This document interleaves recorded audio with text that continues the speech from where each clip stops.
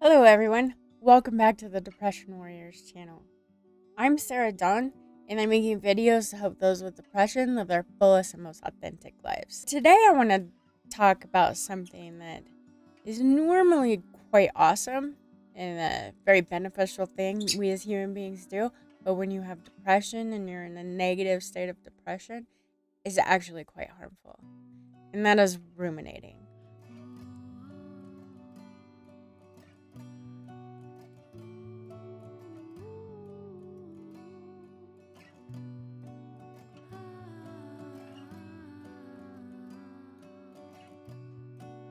And ruminating means to repeatedly go over something in the mind, generally in a slow and meaningful, purposeful manner. So just going over and over and over the same thing in your head again. You think it through, and once you've thought it through one time, you start all over again and you think it through again. You just keep doing that over and over. That is ruminating. And it's interesting that another definition of ruminating is to chew again what has already been chewed. So it's like chewing over those thoughts, chewing over those events or whatever you're ruminating about, just going over it over and over and over again. And normally ruminating is actually a pretty awesome thing we do as human beings. You know, it helps us think things through, helps us make sure things are thoughtful, it helps us probably write books, discoveries, inventions, all of that stuff. Ruminating helps us with that. Going over and over and over again the same thing and coming up potentially with something new that you wouldn't otherwise come up with. But when you have depression, we tend to put a negative spin onto everything. And you know what I'm talking about. We tend to see everything in a negative light. So ruminating probably most likely focused on something that you feel bad about. It may be a perceived trait that you have. It may be something that happened, something that you said, something that you did. It could be thinking about your past and your childhood and all the times you screwed everything up and why that makes you such a worthless person nowadays. But you can see how that can quickly become harmful.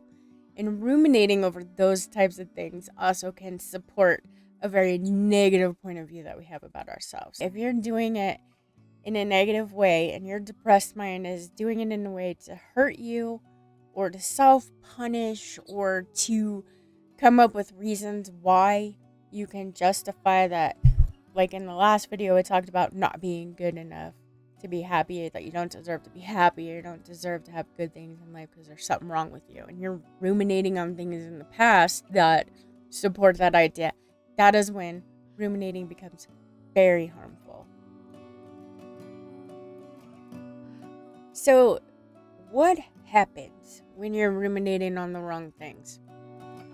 When you keep thinking about the negative things and things that support the idea that you deserve to be harmed or self-punished or that you're not good enough. Let's start with the concept of a life story. We all have a life story, and we're the narrators of that story. We're telling ourselves this story.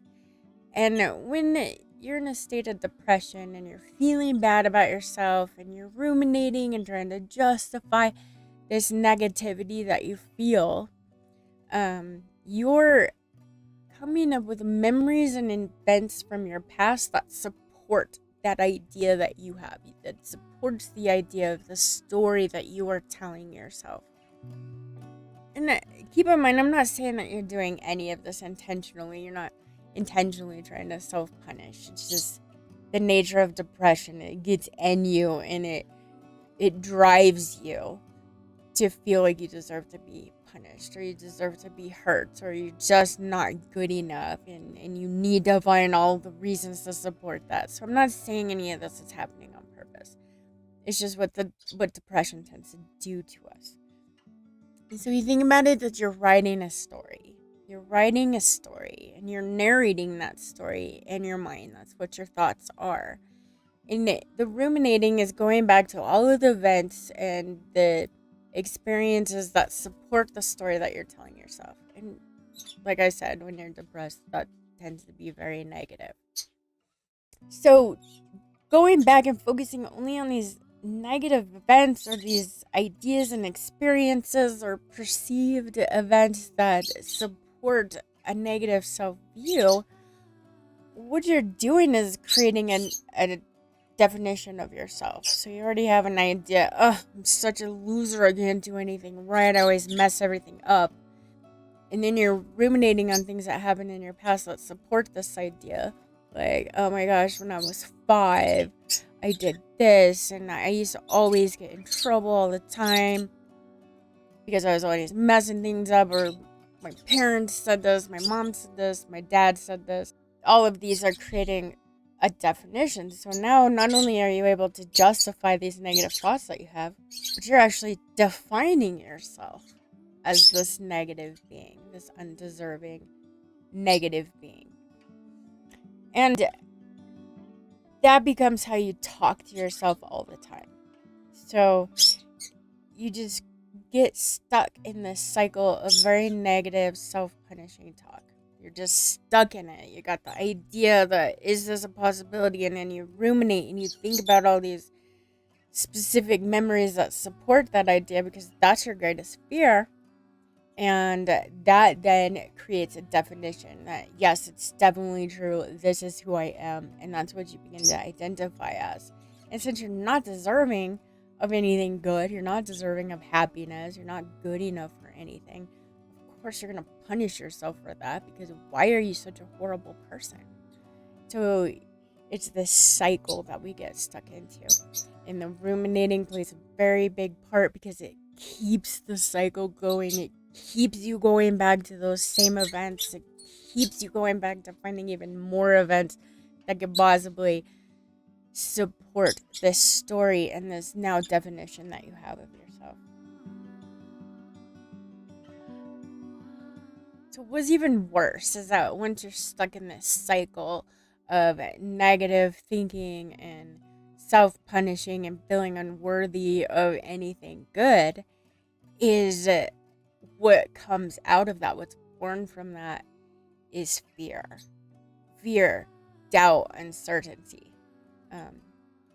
Fear of what does this mean? What does this mean about me? What does this mean about my future? What does this mean about my place in the world? Should I even be in the world? Am I making the world worse just by my existence? And these thoughts are going to come from the ego. And the ego is that side of it's your very human side of yourself. It's very protective. It's overprotective, and it really tries to keep you where you're at in life. It doesn't like to take chances. It doesn't like to step out of the comfort zone. So the ego operates out of fear and anxiety. And as such, it holds you back from creating the change that you want to see in your life. You want to create change from being this negative thinking and this negative ruminating and this negative view that you have of yourself, because you know all of this is standing in your way of feeling happy, of healing from depression, of being your true and authentic self. You know all of this, but the ego keeps telling you that you can't change. It fills you with fear, fills you with anxiety and doubt that it's just not possible to change, and you're better off and you're so much safer to just stay where you are and don't even try. And if you doubt that, your brain is going to say, well, let's ruminate on all the times we have tried before and all of the times we've failed. And there you go. We're back in another cycle of supporting this negative point of view that creates another definition of ourselves that turns into more fear, doubt, and uncertainty, and keeps us stuck in that place of negativity, stuck and trapped and feeling like there's nowhere to go and there's nothing we can do. We're just stuck. And change begins to feel overwhelming because you can't see how that change is going to unfold. All you can see is the bad and everything bad and how everything's always been bad and how you mess everything up. But you're not able to look forward and see how things can unfold and be good and be okay. And even worse, can result in the fear of having what it is you actually want. You're afraid to be happy. You can become afraid to let go of your depression, let go of what you know, your ego's telling you, hey, yeah, it sucks, but, at least we know what's going to happen. We know it's safe. There's some comfort in that. You don't know what's going to happen if you try to make changes. You don't know what's going to happen if you no longer justify all the past mistakes that you've made by feeling like you're not worthy. So who knows what that could possibly mean for your future. And since you can't imagine what it means for you, what this change and what being happy might actually mean for you, and because it's not at all consistent with the life story, it's not consistent with that story that you're telling yourself, and it's not consistent with that definition that you've come to believe about yourself. So this fear will lead to not only a resistance to change, but actual self-sabotage. It will change your thoughts. It affects your thoughts, and it affects how you behave, because these beliefs become so deeply embedded, and that fear of change and ruminating to convince yourself that change is not possible just becomes so deeply rooted and embedded in you that your thoughts and behaviors change. How you see reality becomes very negative.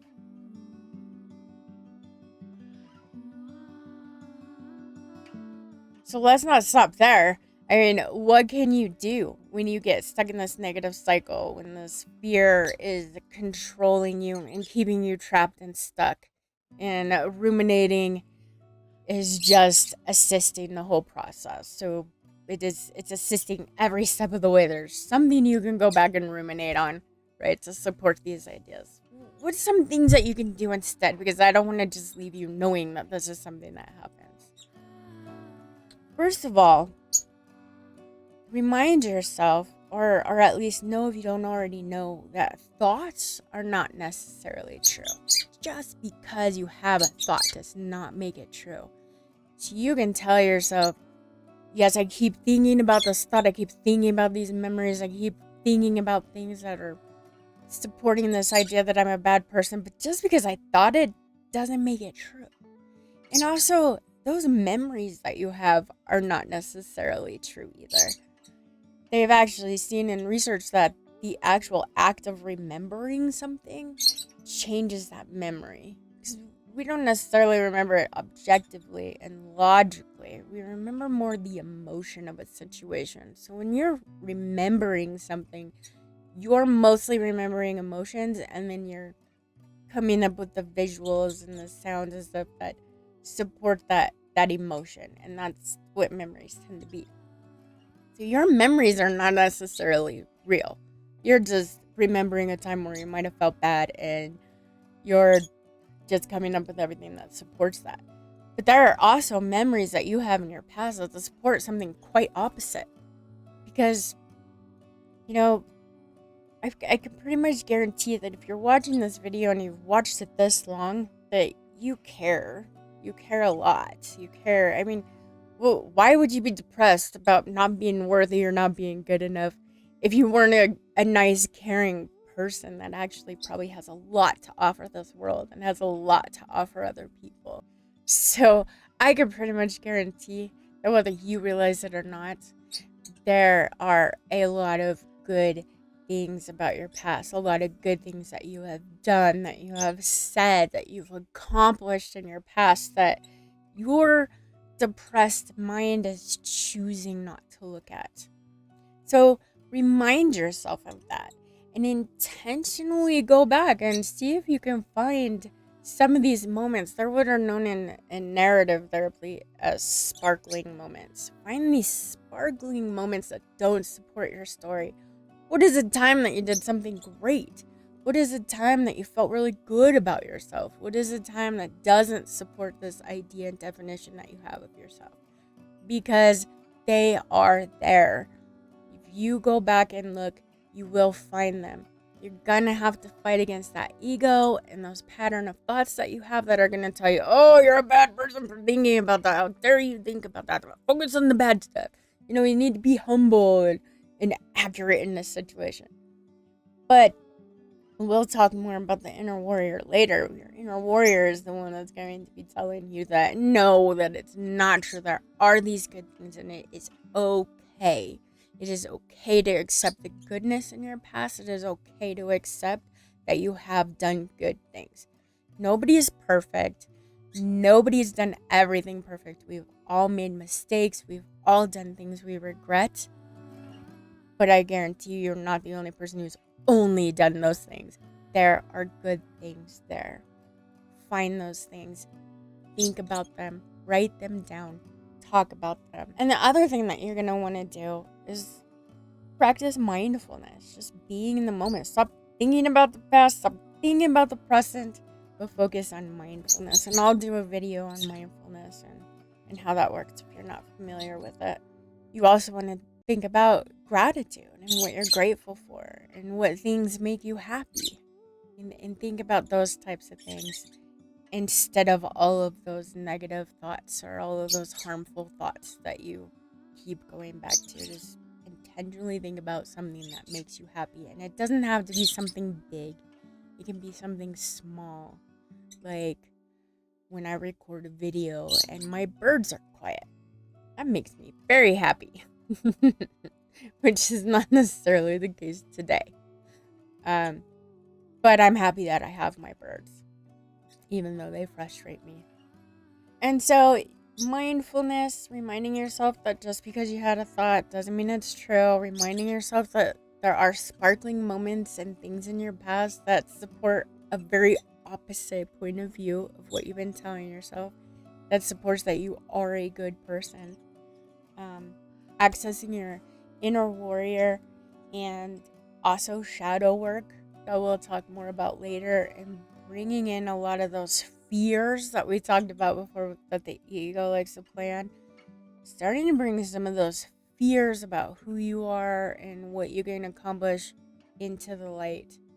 And just starting to talk about those, realize those, and see those things is going to shift how you view yourself and shift that reality, because your life story is basically the reality that you see. It's the reality that you perceive, and you can change that. So I hope you found this video helpful. If you did, be sure to like and subscribe and even leave a comment below, and I look forward to seeing you in the next video. Bye-bye.